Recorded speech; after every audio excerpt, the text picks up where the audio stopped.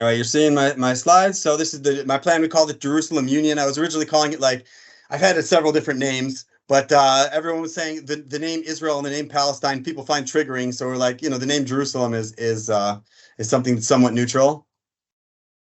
And we started we named this movement Eretz Ard, which is Eretz is land. Eretz is land in Hebrew, and Ard is land in Arabic. And it was the idea was like we're a movement of Jews and Palestinians in favor of recognizing each other as fellow natives. That was sort of the name. So the state would be based on the Green Line, based on the 67 borders, with minor adjustments along the lines of like previous negotiations. And then the Jerusalem area would be like a federal capital district, expanded federal capital, sort of like what you had described.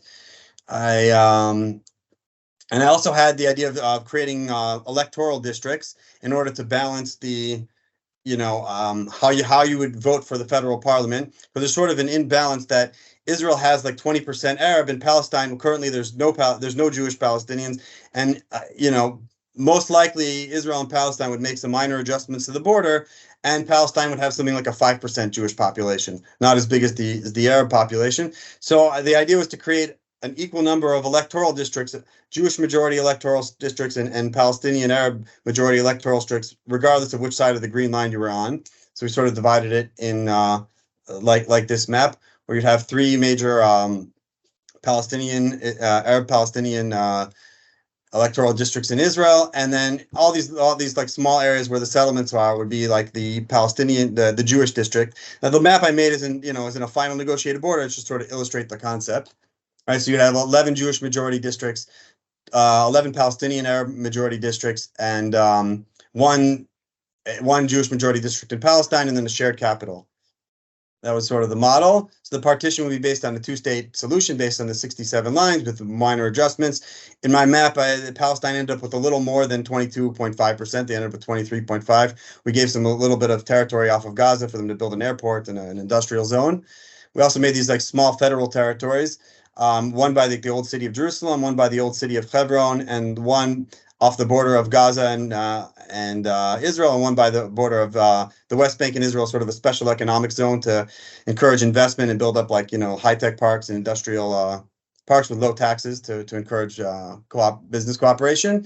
So the Jerusalem area would be divided into these regions. I call them boroughs. So I have like 4 Jewish majority boroughs, or 4 Israeli majority boroughs, and 4 Palestinian boroughs in Jerusalem. And the old city would be like the Holy Basin mixed borough. And so like the district council, sort of like the municipality of Jerusalem, would have an even number of representatives from all 9 sub districts, sort of like New York where you have boroughs. But you would have half of them would be Israeli majority and half would be Palestinian. Sort of balance the idea of like my Palestinian neighbors want to say their neighborhoods are in Palestine, and we want to say our neighborhoods are in Israel, but nobody really wants to divide the city. So it's sort of shared and divided at the same time. So that's why I thought the borough concept, and you end up with like a Greater Jerusalem federal district. It's got like 1.275 million people, which is a little bigger than the 980,000 current. It's about 3 times the size of current municipal Jerusalem, and would have no checkpoints or barriers. My whole proposal is you don't have any. There's no physical barriers or checkpoints in the country and internally. This would be the demographics. It would be it's like 56% Jewish to 43% Arab, which currently the municipality of Jerusalem is like 60% Jewish and 40% Arab. So it's a little more closer to 50-50. And it's about 1% others, which is like Armenians and other non-Arab Christians. And you could categorize them as Palestinians if you want. That's debatable. In Hebron, you'd have a similar, what's now called H2. You could make that sort of a federal district, and it would also be managed by a federal authority, and there'd be like a federal police force managing Hebron. So in the state of Israel would have 13 districts. 3 of them would be Palestinian Arab majority districts on about 14.5% of the territory of the state of Israel. The largest one would be up in Nazareth in the north, Nazareth, Akko, and all this would be an Arab majority district. It's about 70% Arab up here. This is about 80% Arab. This is like the seam line, it's called, sort of the border of the Green Line after the war of 1948. Jordan and Israel traded territories a little bit so that they would have a little wider of a midsection there for Israel. So you ended up with a bunch of Palestinians on the Israeli side. This was after the war was over, so they didn't nobody got kicked out. So you ended up with a whole population of Palestinians, about 360,000 Palestinians live around there. And then in the south, you have this whole Bedouin district where it's about 200,000 Bedouins. And so, I mean, there's no barrier. It's not like these are Bantustans. They're just like, states in America or something, or like sub-districts of the state of Israel. And then so the Arab population of Israel, you'd have like 38% of them would be in the Nazareth district, about 18% in the Al-Fahim, and the 11 in the Rahat district. And the rest of the Palestinian Arab population of Israel would be in the remaining Jewish districts. So the Jewish districts would be sort of more Jewish, and the Arab districts would be more Arab, and they'd have some level of local autonomy in each district. I'm going the wrong way. And this is the state of Palestine. We similarly have 9 districts, and all the Jewish areas together we would call one district, even though they would have like sub districts, and they would be divided. It's also on 14.5% of the territory of the state of Palestine, and these areas are a total of like 80% Jewish overall. So there are still Arabs that live in the Jewish majority districts, and there's some Jews that live in the Arab majority districts. It's not like a 100% separation, but it creates some areas with semi-autonomy within the state of Palestine. And then in each state, the state of Israel and Palestine would also have a bicameral parliament where you'd have, like senators based on an even number of senators from each district. And then you'd have House of Representatives from the districts, but based on population. You would divide up however many number of congressmen you have or House representatives, and they would be distributed for the districts, right? You have like divided Gaza into 2, and Hebron, the Bethlehem area, sort of the greater Ramallah district, the Nablus district, the Jenin district, and the Tulkarem district. And then so this is where what would happen to the Israelis over the Green Line. About almost 70% of them would end up in Israel with these sort of minor border adjustments, mainly around Jerusalem area. About 26% of them would end up in the Judean Samaria district, the sort of the settler district within Palestine. And the remaining 4% of them, about 30,000 Jewish Israelis, would end up living like in Hebron or in the other Palestinian districts of Palestine. And then so total, it would sort of look like this. You'd have 11 Jewish majority districts, like the 1 in Palestine and then the 10 in Israel. You'd have 11 Palestinian majority districts, so 8 in Palestine and 3 in Israel. And you'd have each district would have its own constitution and its own local government to some level. You'd have a local district police force. The idea was to be set up to have a 50-50 federal parliament, at least on the upper house, more or less. And you could do redistricting if possible, but I think it's very unlikely that you would need to. The federal government would be a bicameral parliament, like the United States. So you'd have an even number of senators from each district. I suggest something like 3. You'd have the government would be what's called like a federal council, sort of like they have in Switzerland, which is like the chief ministers, and they rotate which one of them becomes the prime minister for the year. But and which one is the prime minister is elected by the parliament, sort of like what you were saying. But technically, the head of state is this council and not a single individual for the federal government. You'd have a common market. You have a single currency. It could be the Israel-Palestine shekel, and you'd have federal authorities over infrastructure and all sorts of resources. A federal Supreme Court. It would deal with economics, joint infrastructure, environmental, diplomacy, security, education. That'd be responsibilities. You have a Bill of Rights of the federal government. I agree with you. The federal government needs to be secular. I think the state governments are going to have like they do now, the state of Israel. Most things are secular, but like marriage, burial, and divorce are handled under various religious authorities. And so I assume that the state of Israel example will probably be similar to how it is now. And if you wanted to get a secular marriage, you could go through, they could have an institution of the federal government could set up a marriage courts for people who don't want to have a religious marriage. For example, I also had the idea of collective rights for various minority groups, ultra-Orthodox Jews, Christian Palestinians, Druze, different groups can have some kind of council that's recognized under the various governments to preserve their culture, right? Like I was saying, like ultra-Orthodox Jews, they have the right to preserve their language, the right to education in their own culture, traditions and symbols, access to holy sites, and so forth. Immigration and citizenship. So you'd have state citizenship and union citizenship. At the beginning, you would say like all the Jews who end up in the state of Palestine would have the option to also get a Palestinian citizenship, and in exchange, we'd have an even number of Palestinian refugees could move right to Israel and get an Israeli passport and a Palestinian passport at the beginning, and everyone else would get their own state citizenship and a common union passport. So as a union citizen, you could move to Tel Aviv if you wanted to. I could move to Ramallah, and I would vote in the federal government as if I lived in Ramallah. I'd vote for the local, municipality, but for the state government, I would still vote in Israel, unless I went and got a Palestinian passport, and Palestine could decide how many years I had to live there to get a passport, and etc. And that would probably be how it would go for the first several years of this until people were comfortable. And I was suggesting something like for the first few years, you'd have like 100,000 Palestinians per year and 100,000 Jews can make Aliyah each year. And then after a certain number, you can maybe reduce to 70,000 per year. And once you move here, then after a certain number of years, you get your federal passport or your union passport, and you have the right to move to the other state. And so this is sort of the demographics of Israel-Palestine. It used to be that Palestinians would have way more kids than Jews, but these days it's almost about the same. This is sort of the estimate of population based on the scheme of immigration I proposed. You start with almost about 7 million of each. Israel is like 7.7. There's 7.7 million Jews and 7.2 million Palestinians. Depends how you categorize everyone, and you'll end up with something like 26 million people after 20 years, and it'll be about half Jewish, half Palestinian. And this is what it would look like. It'd be roughly 50%, 50-50. You'd have 1.1% other people, and I mean like Armenians and non-Arab Christians and other sort of small minorities, Baha'is and Samaritans. This is the state of Israel itself. Would something look like this? It would still be about 80% Jewish by sort of calculation. About 18% of the population would be citizens, and you'd have a certain percentages that would likely be Palestinians who would live here as residents. And at that point, and maybe 20 years down the line, they could say, this is stupid having two passports. Why don't we just have one passport? And then it'll be a pretty easy transition to like a full federal state.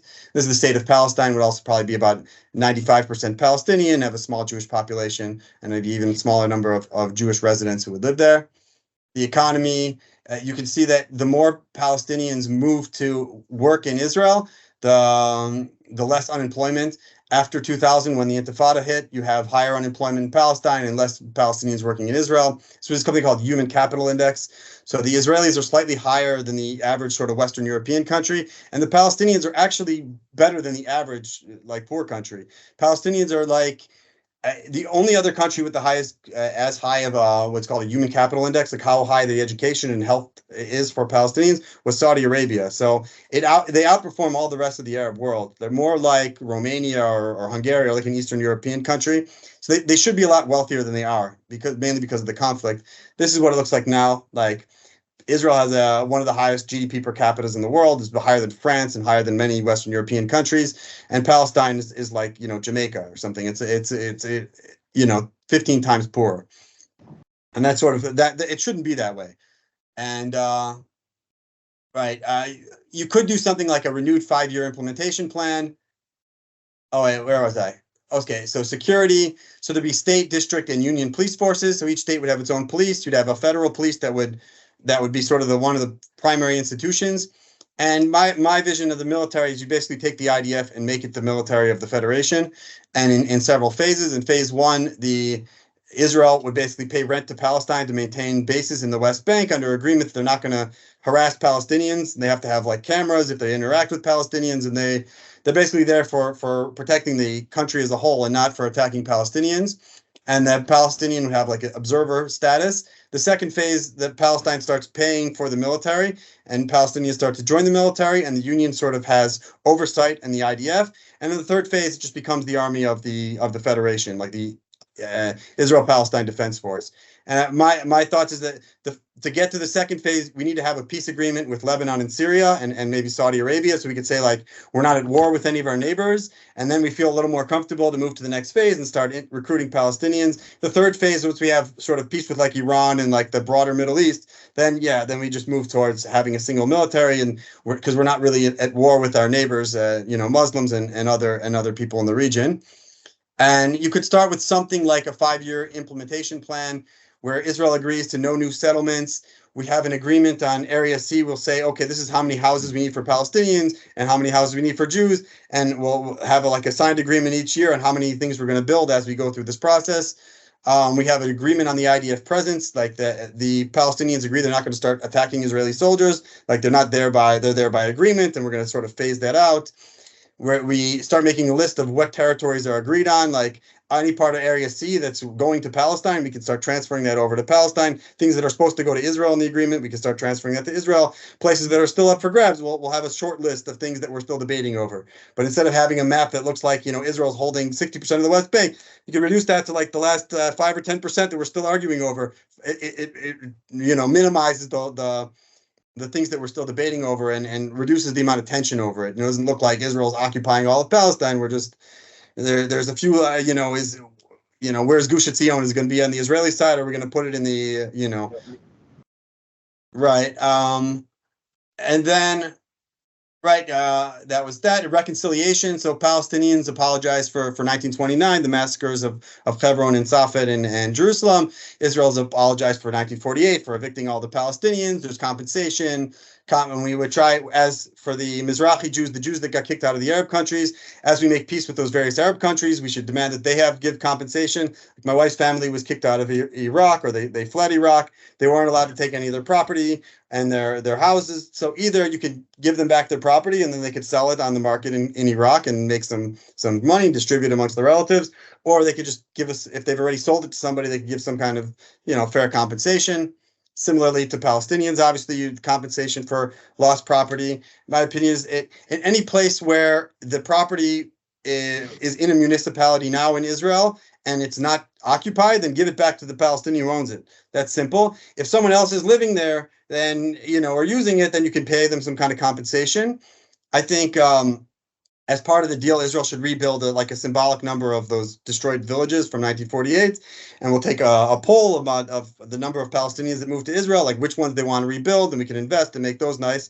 And so if they're in those places, you could give them those properties back. And in places where it's in the middle of nowhere now and it's in a forest preserve, you should just give them compensation. It's not necessarily we're going to rebuild every village from 40 years ago, and then they could use that money to buy in neighborhoods that exist now. Right.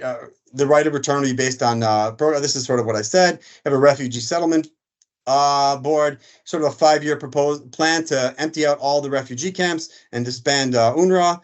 You could have like a staged progression of resettling all the Palestinians. There's about 750,000 Palestinians outside of the Union that are in refugee camps now. So you could have within this program, that's enough people that we would absorb over the first several years, over the first 5 years.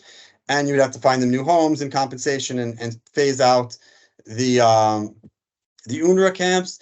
You could get a coalition of supporting states for Palestinians who are interested maybe in moving to the United States or getting or Australia or the UK, or get them an option if they want to go to somewhere to get an education, and then maybe in the future they can move to back to Palestine, which would also help because you have a large number of people with very little education that are very much in poverty. So if we move all these people all at once to Israel, Palestine, we're going to be stuck taking care of. They'll be sort of like in refugee camps here. So if some people could help, some of them, a percentage of them move to the U.S. and a percentage moves to Australia, they could help sort of rehabilitate them, get them an education, and then they could come back here less needy. That's obviously in our economic interest, but obviously they should have that choice. If they want it, I'd say first, the top priority is those Palestinians in refugee camps, and then, Palestinians without citizenship abroad, and then obviously everyone else who wants to come. And reconciliation we talked about, and then mutual recognition of historic connection. We both recognize that Jews and Palestinians are native to the land, and they're, according to the tradition, we're descendants of Isaac and Ishmael, who were both two brothers that lived in Hebron, who buried their father at the tomb of the patriarchs here.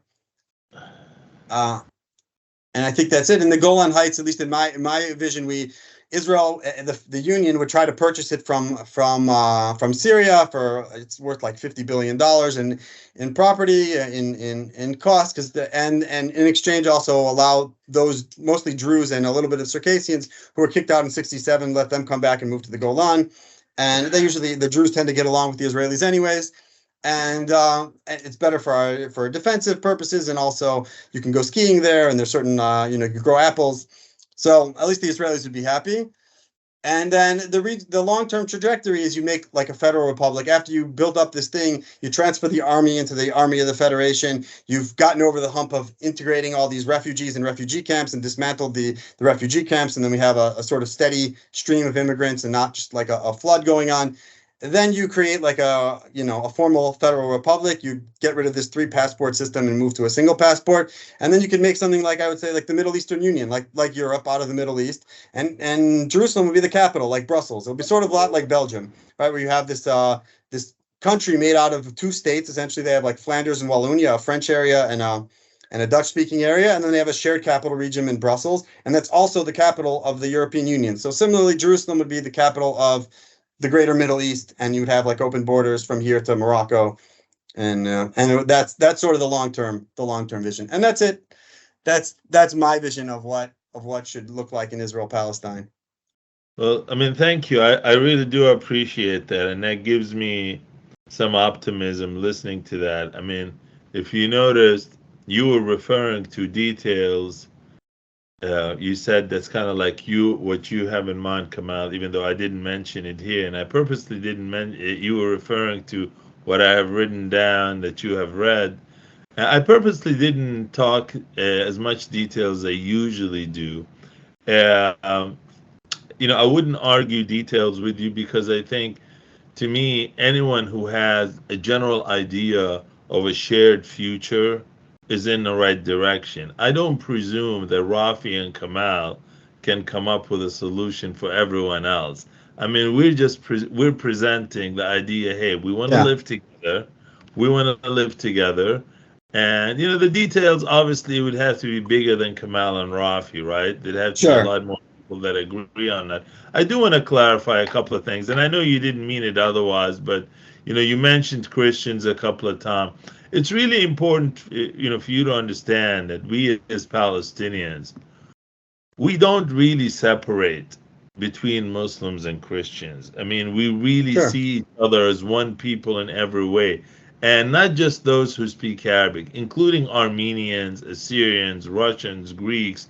Once they've settled, that's it. Once they've laid ground, we see them as Palestinians. They will always be Palestinians to us. And this is just part of our tradition. Now, obviously, in the 20th and 21st century, things may have deviated from that principle, but still, to me, the way I was raised, the way I see myself, our Christian population are like the jewels in our crown, and I see them there just as much as Palestinians. And I know you didn't mean otherwise, but I just want to clarify it. Oh, sure. For my Christian brothers and sisters who may have been listening to this. And look, your system is good. It's obviously well thought out. I'd prefer a little bit more simpler solution. I think, like, in terms of actual borders of the state, I don't envision physical borders. I do see administrative borders, like kind of like in the United States. When you go from, let's say, New Jersey to New York, there's no actual physical border. Yeah, no, I agree. But you do see the song. I said we have no checkpoints. There's no. Yeah. Welcome to Israel. I know. I'm agreeing with you. I'm agreeing with you. Palestine. Yeah.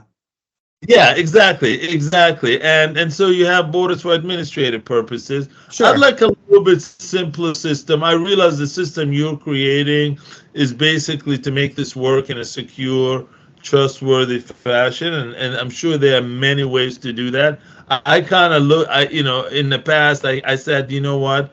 We can have our two states or two provinces, probably more accurate. We can use as a default position the 1967 line, and we can change it if we want to, based on some of the changes you made, based on demographics. We can do that, discuss that in the future. But really, for the long term, I realize, and you're right, you're absolutely right, Palestinians are no longer having kids like they used to. I think I read one report that Jews are actually having more kids these days. And I'm assuming that's probably more due to the Hasidic community having... Yeah, the religious community has grown and grown. Yeah, absolutely. Yeah. And so, and so, I would, I realize for a lot of people that's a fear. They say, hey, many Jews don't realize that Palestinians are not having more kids than Jews. And they'll say, hey, what if you outnumber us one day? So to me, I came up with a system kind of like the U.S. Senate. We say, look, each side contributes 50% to the federal parliament forever, regardless of population. And the reason I chose 50% is because, Mm. look, any legislation, any law to pass, you need at least 50% plus one to vote. And if you have a nutbag, whether it's on the Palestinian side or the Jewish side, who wants to make some discriminatory law, any law for it to pass, you need at least one on the other side to vote with you. And if if a Jew, and if an Israeli or a Jew wants to pass a law that says, hey, Palestinians are second-class citizens in this country, well, no Palestinian is going to vote with him. And similarly, if a Palestinian wants to make a law that, hey, Jews have to be second-class citizens in this new country, no Jew is going to vote for him. And this is really why I came up with the idea of a 50-50 split. It kind of, in a situation like that, it really, almost by default, any law that passes is So going to... how does the 50-50 work, though? So is it 50-50 from the state of Israel and the state of Palestine? Yes. Residents? So, but what if the state of Israel has more Palestinians in it than the state of It Palestine? won't change. It's 50% Jews, 50% Palestinian. 50% Jews. So that's sort of what I did. I divided it up into electoral districts, not exact, and just made sure that there was an even number of electoral districts for each, for each collective ethnic group. And so it's similar. I just thing. simplified it as much as possible. I say 50% Jews, 50% Palestinians. The states can choose its electoral districts as it wants to, regardless of how they choose it. It's 50. They're not getting... The federation is not from the state, because not everyone who lives in the state of Israel is Jewish. There's a lot of there's 20% of us are Palestinians. Yes, I get that. So those 20% of Palestinians are voting in the federal government for the Palestinian side. They will be part of the 50% that's allocated to the Palestinians. Okay, so that's basically what I did. And you're going to make it by like a Chad, like I click that I'm I'm Jewish, or I click that I'm Palestinian. How do I pick which side I'm voting for? Well, that's something we figure out. I mean, but so we know at the end of the day. I mean, we can do like they do in the U.S. We can have gerrymandering. We can have specific districts. But at the end of the day, we agree that it will be no more than 50% Jewish, no more than 50% Christian. Now we can allocate or Palestinian. For Palestinian, we can allocate who votes in which districts, but at the end result, 50-50. That's what I had in mind. But for state governments, let's say you have 700,000 settlers living in Palestine, and I want them to stay. I don't want one settler removed. Under my plan, not one settler will move. And in fact, you can expand the settlement. So now for the federal government, they would be part of the 50% for the Jewish side, but they can also run for election for state government for Palestine. Absolutely.